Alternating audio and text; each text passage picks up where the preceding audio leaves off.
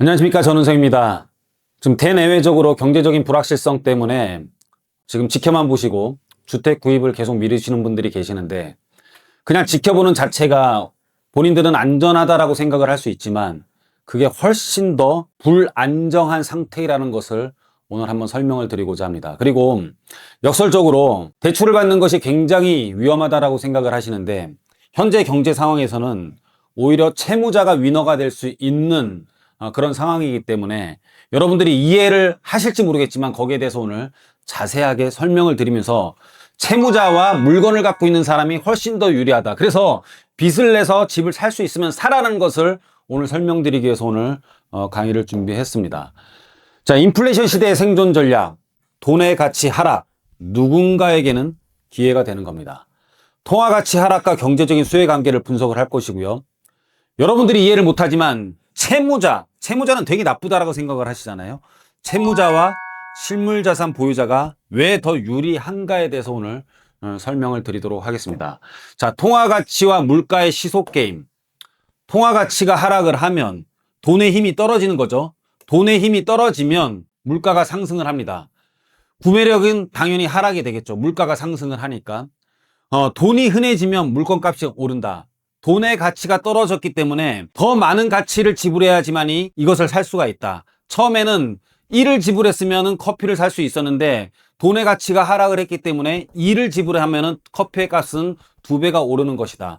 돈의 가치가 하락을 한다는 뜻은 물가가 상승한다는 것을 당연히 여러분들은 알고 있을 겁니다. 지금은 그런데 어떻습니까? 돈의 가치가 하락을 하고 있죠. 추경 예산을 편성을 하고 원화값은 지금 가치가 점점 떨어지고 있고, 그러면은 원화값이 떨어진다라는 것은 수입에 의존하고 있는 우리나라에 대해서는 물건값이 오를 수밖에 없는 구조를 갖고 있고, 반대로 물건값이 오르면은 통화가치는 하락하는 거고, 통화가치가 하락을 하면 물가가 상승하는 이런 시속 게임을 둘이는 하고 있는 거죠. 이 원리를 깨달으셔야 됩니다. 빚의 무게가 가벼워진다. 채무자가 유리하다. 예전에는 1억 원의 과거의 빚을 갖고 있었어요. 1억 원의 빚은 항상 고정된 숫자입니다. 은행에 대출이 1억이 딱 찍혀있는 고정된 숫자예요. 근데 우리가 한번 극단적으로 한번 설명드려 볼게요. 옛날에는 1억이면 강남에 집을 살 수가 있었어요. 강남에 주택을 살 수가 있었죠. 근데 현재 1억으로는 서울 외곽에 전세도 못 얻어요. 근데 예전에 우리가 1억이라는 돈을 강남에 집을 살 수 있을 시기에 1억이라는 돈을 빌려서 계속 갖고 있습니다. 근데 지금까지 갖고 있다 보니까는 화폐의 가치가 떨어지면서 실질적으로는 지금은 1억으로는 전세도 못 구하는 돈으로 바뀌었어요. 그래서 지금은 요 돈만 갚으면 끝이 나는 거예요. 그래서 고정된 빚의 숫자이고 떨어지는 화폐의 가치는 실질적으로 빚이 탕감된 거나 마찬가지예요. 옛날에는 빚을 갚기 위해서 강남에 집을 사서 줬어야 되는데 지금은 서울 외곽에 전셋집만 줘도 내 빚이 탕감이 되는 효과를 일으키는 거죠. 그래서 빚의 무게가, 돈의 가치가 떨어지면서 채무자가 점점 유리해지는 거예요. 소득 상승이 되고 통화 가치가 하락할수록 실질적인 빚 탕감 효과가 생기는 거기 때문에 이런 시기에서는 채무자가 유리한 시기.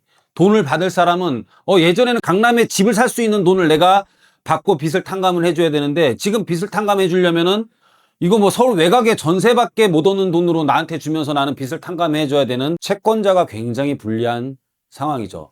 채무자가 훨씬 더 유리한 상황이다.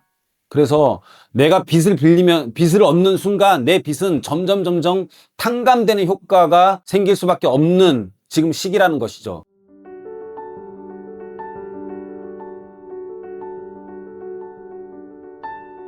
그래서 이 돈의 현금 보유자는 점점 돈의 가치가 떨어지고 있는 거예요. 그런데 실물 자산 보유자는 점점 더 가치를 지키는 방어막을 갖고 있는 겁니다. 그래서 실물은 화폐 가치 하락분을 가격 상승으로 상쇄하고 있는 거예요. 그래서 적절하게 두 개를 갖고 있으시는 게 맞아요.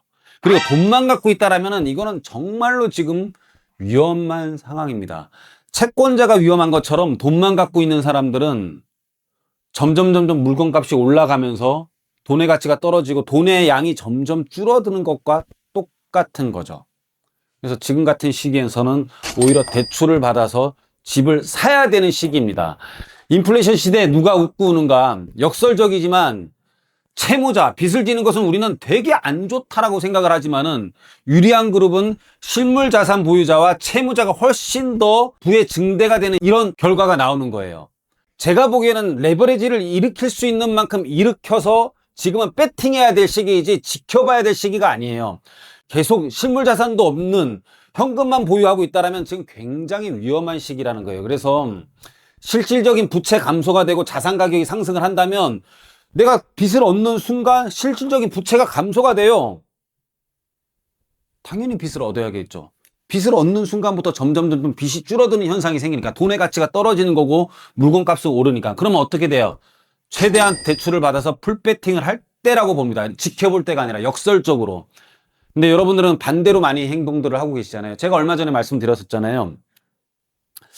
팔고 사는 것은 정책과 반대로 하고 보유하는 것은 좀 순응할 필요가 있다고 말씀을 드렸었는데 여러분들은 항상 반대로 하기 때문에 지켜만 보고 있기 때문에 집을 못 사고 계속 지금 이런 가난의 쳇바퀴를 계속 돌고 있는 거예요. 그래서 이런 경제적인 흐름을 가만히 보면 채무자가 유리하다라는 자체를 이해를 못하니까 여러분들은 대출을 받아서 집을 못 사는 겁니다. 인플레이션은 부의 재분배를 가져옵니다. 그래서 여러분들 이런 시기에 더 정신을 바짝 차리고 우리가 실물 자산을 구입을 하셔야 되는 겁니다. 자, 경제적 자유를 향한 흐름 읽기 결론 및 전략을 한번 보시면은요. 현금만 보유하는 것은 너무너무 위험한 겁니다. 우량한 실물 자산으로 너무 우량하지 않아도 돼요. 내가 살 수 있는 만큼 사는 거예요. 그래서 구매력을 방어하고 적절한 레버리지, 물론 뭐 적절한 레버리지인데 제 관점에서는 풀배팅인데 여러분들은 그냥 적절한 레버리지를 이용해가지고 인플레이션 방어를 해서 여러분들이 꼭 주택을 꼭 지금은 구입을 하셔야 될 시기입니다. 그래서 지금 이런 시기를 또 놓치면 또 여러분들 얼마 갖고 있지도 않은데 갖고 있는 돈마저 통화 가치가 하락을 하게 된다면 이제는 더 이상 집을 사는 것을 포기해야 될 수도 있습니다. 지금은 대출을 받아서 집을 사셔야 됩니다. 자, 오늘 강의는 여기서 마치도록 하겠습니다. 감사합니다.